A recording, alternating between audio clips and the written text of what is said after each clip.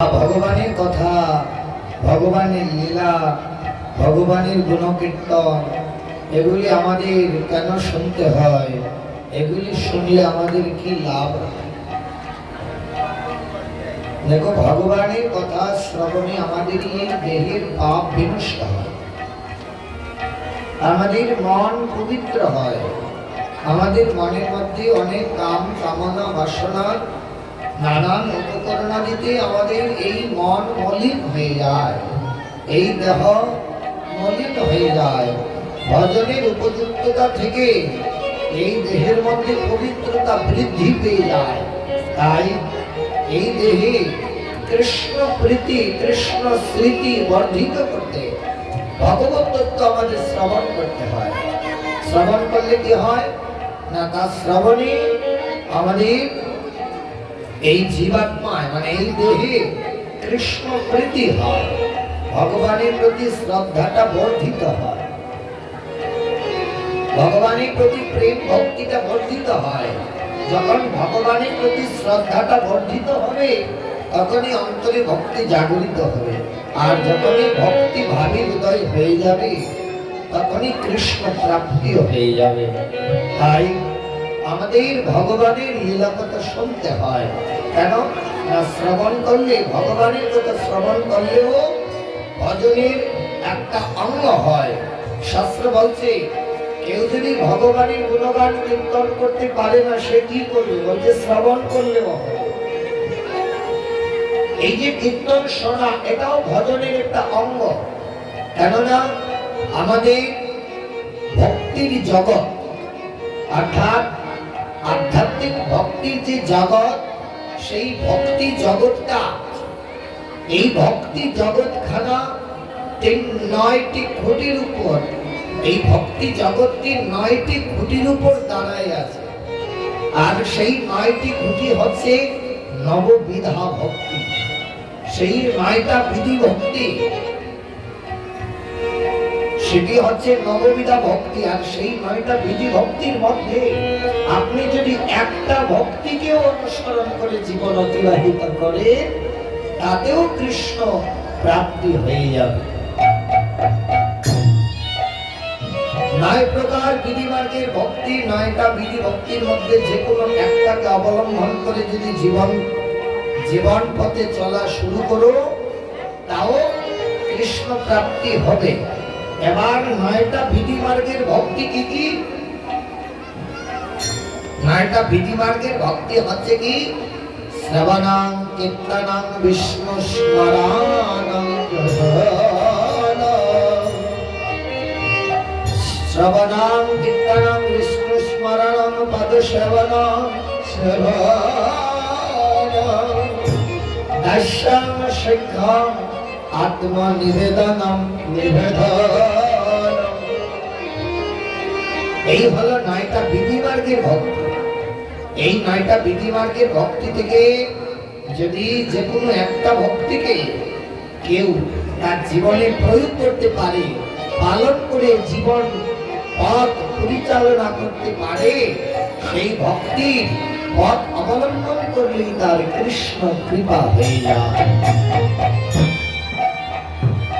শাস্ত্র বলছে শ্রবণ করলে কি হয় না, শ্রবণ করলেও কৃষ্ণ কৃপা হয়। কিভাবে হয় না, শ্রবণ করলে শব্দ ব্রহ্মরূপী হয়ে, ভগবান শব্দ ব্রহ্মরূপী হয়ে আমাদের কর্ণমূল দ্বারা হৃদয় মন্দিরে প্রবেশ করে।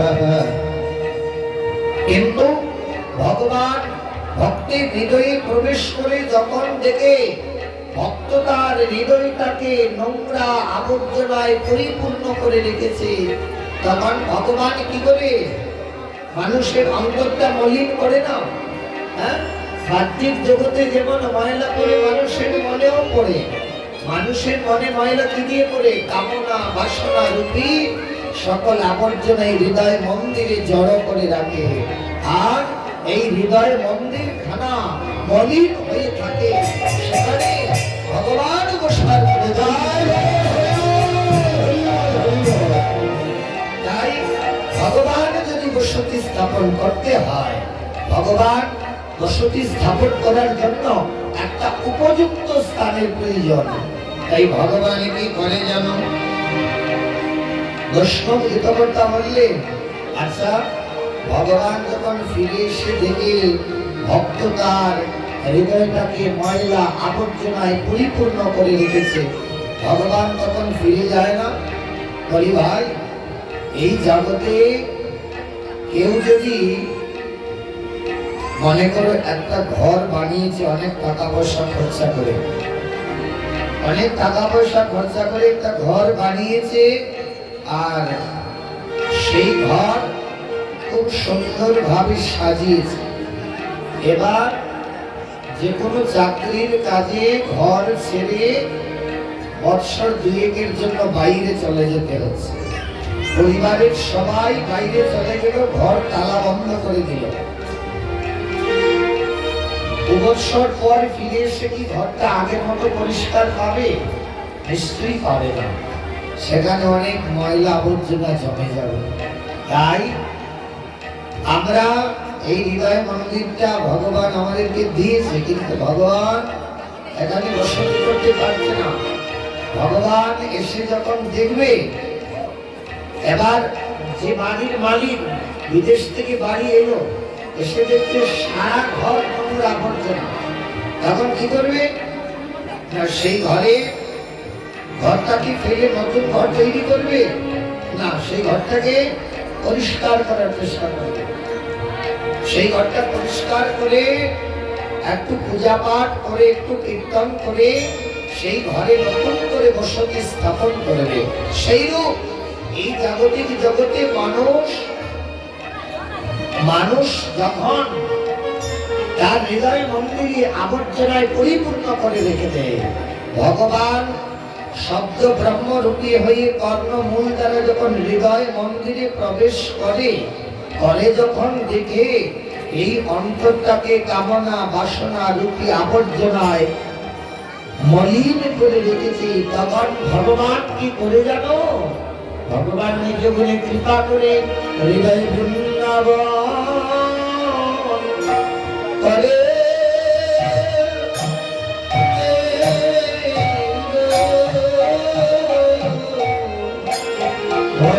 বৃন্দাবন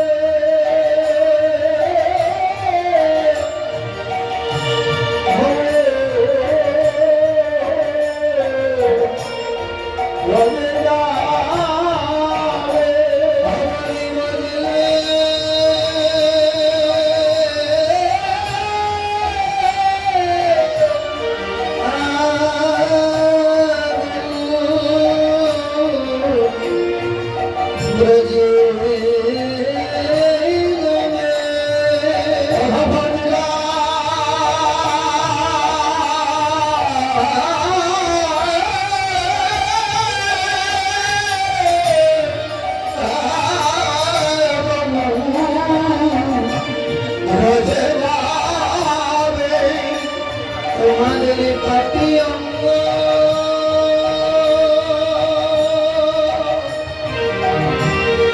শীতল হইবে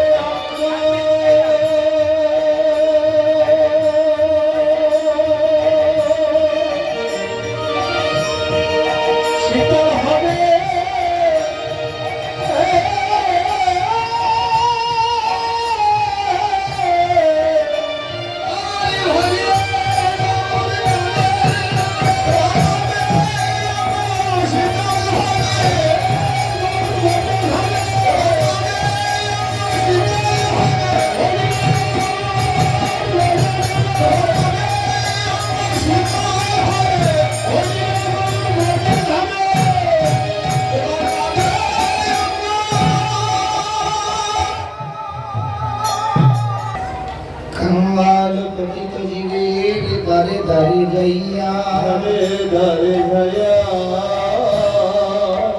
हरि नाम महामंत्र दिले ना दिला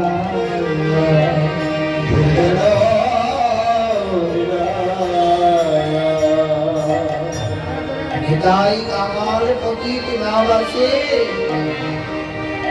অযাচিত ভাবে যে জন নিতে চাইল তাকে দিল, যে নিতে চাইল না তাকেও দিল। কাঙ্গাল পতিত জীবের দ্বারে দ্বারে যাইয়া হরিনাম মহামন্ত্র দিলেন বিলাইয়া।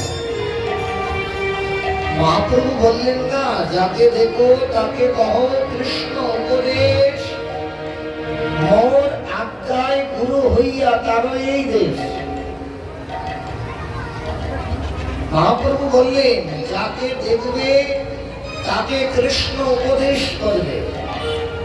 জীবনে আর কিছু করতে পারো বা না পারো, ভগবানের উপদেশাবলী তাকে দান করবে, তাকে হরি ভজন করতে উপদেশ করবে, তাকে বলবে যে হরি ভজন করো, কণ্ঠে তুলসীর মালা ধারণ করো, কৃষ্ণ ভক্তি করো, ভগবানের গুণ মহিমা কীর্তন করো। এতে কি হবে? মানব জনম ধন্য হবে, মানব জনম ধন্য হবে, তোমার এই মানব জনম ধন্য হবে, তোমার মানব জনম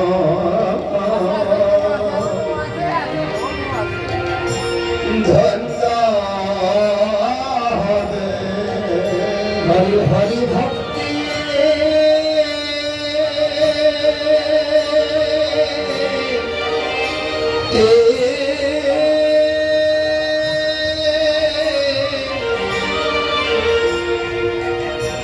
পথে চলি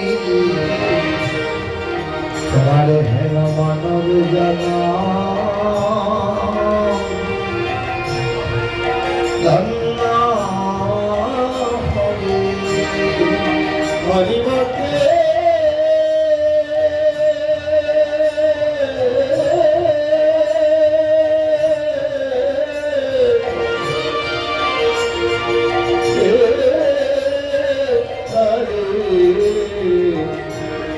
তোমার মানব জনম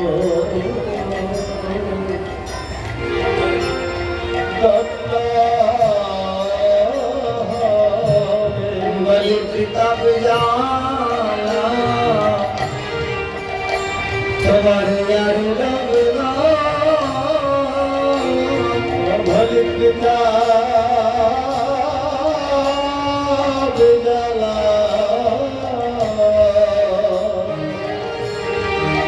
तुम्हारा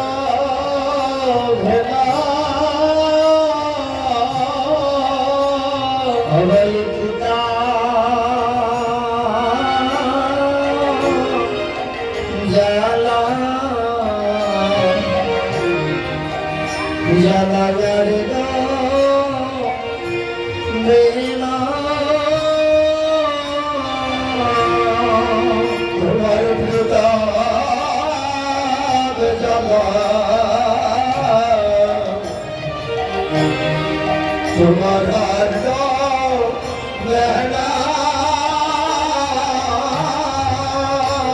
गली गोल गोविंद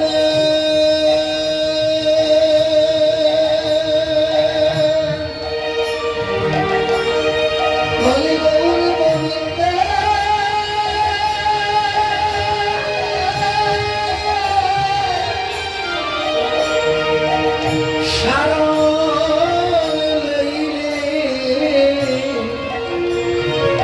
बलिपुता जला जला जला रवना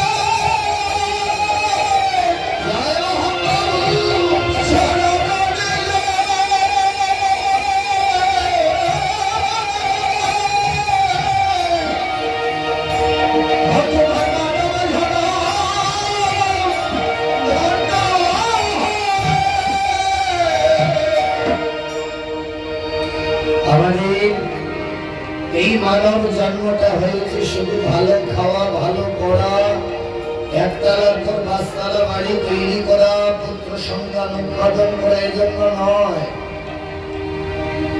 দেখো, মানুষ আহার করে, একটা পশু আহার করে।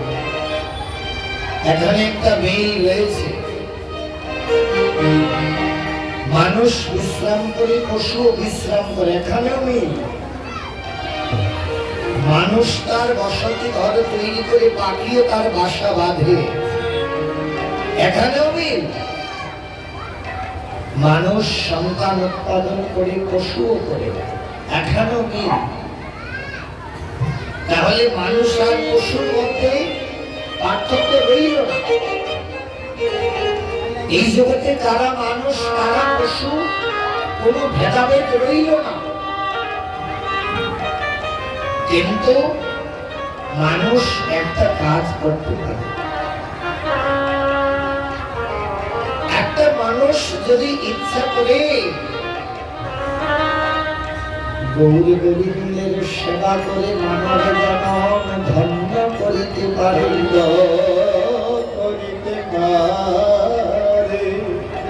একটা মানুষ যদি ইচ্ছা করে কৃষ্ণ সেবায় জনম লাগায় দিতে পারে,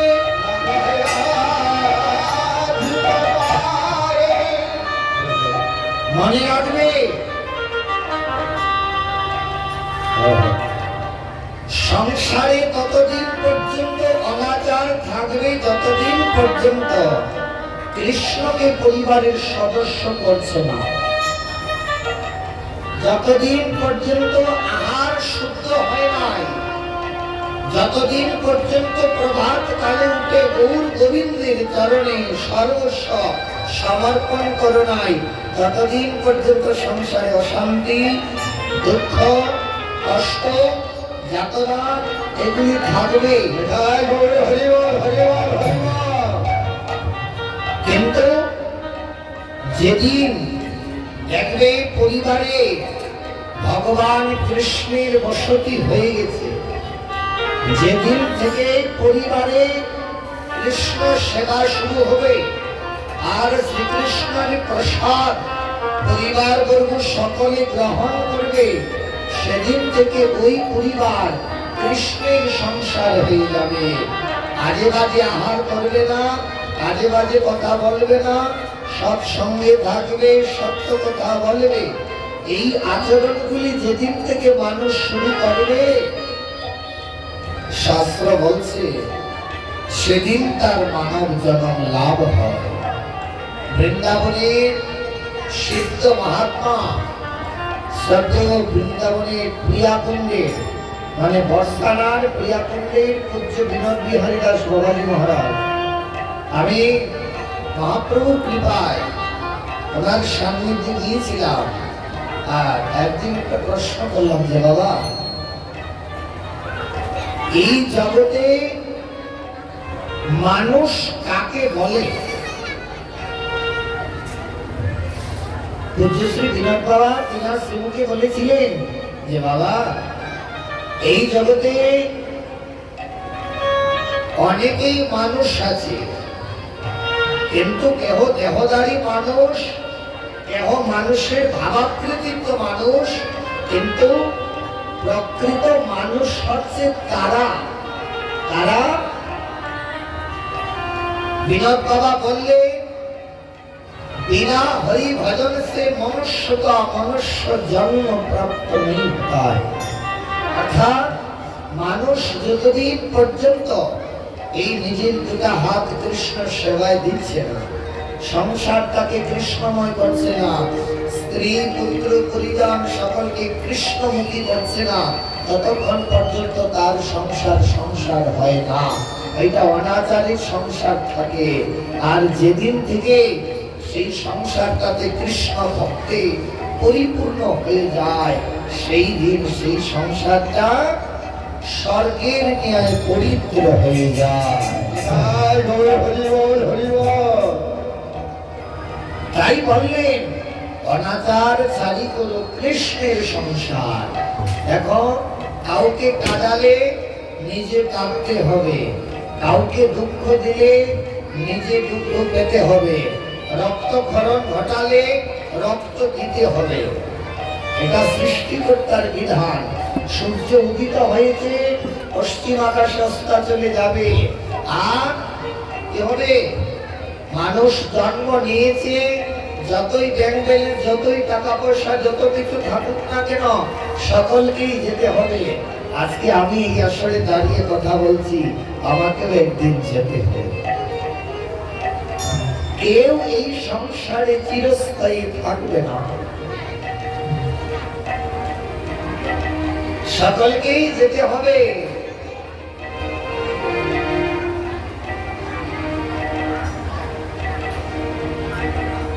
এই সংসারে কেহই সারা জীবন থাকবে না, সকলকে যেতে হবে।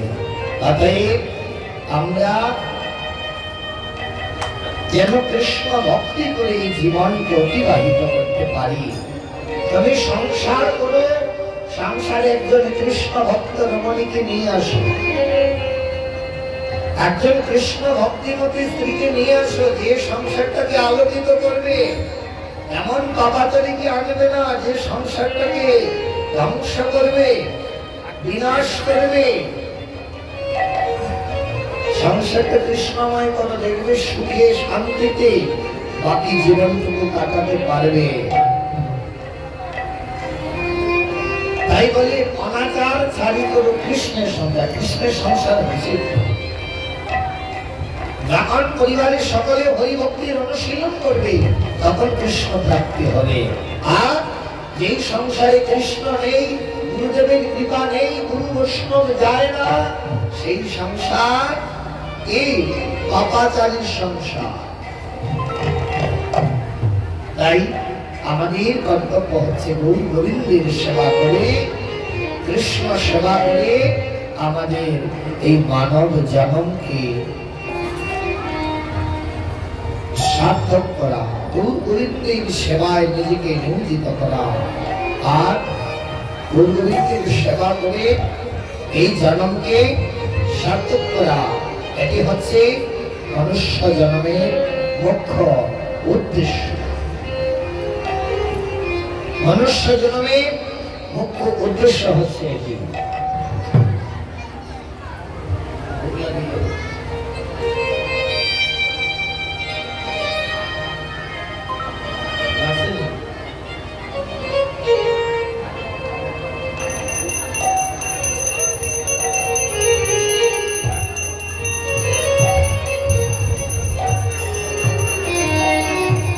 তাই আমাদের কর্তব্য ভগবত সেবা করে এই জন্মকে সার্থক করা। আমাকে হরিবল হরিবল হরিবল বলে নেতা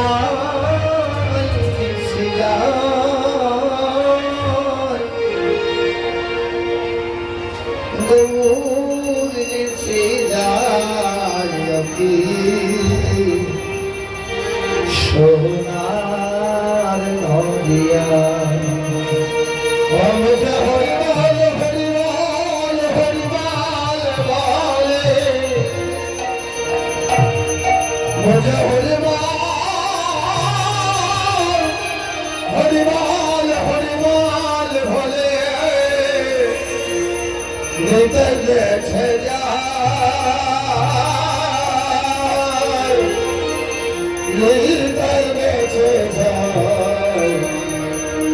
আমার সুনার বন্ধুরা চরণে যাবি রে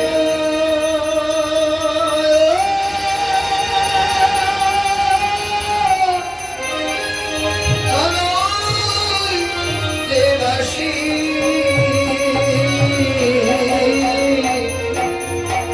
নিতাই নেচে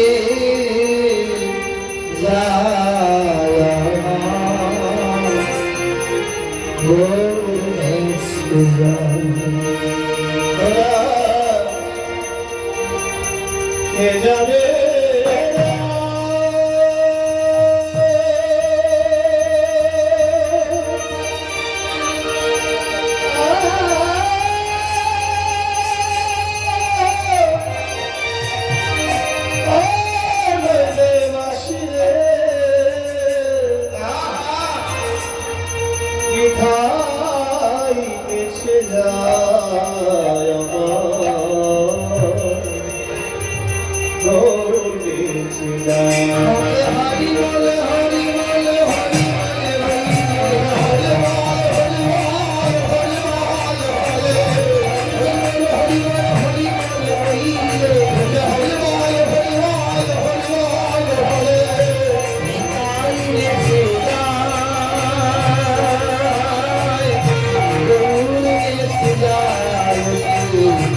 Shaya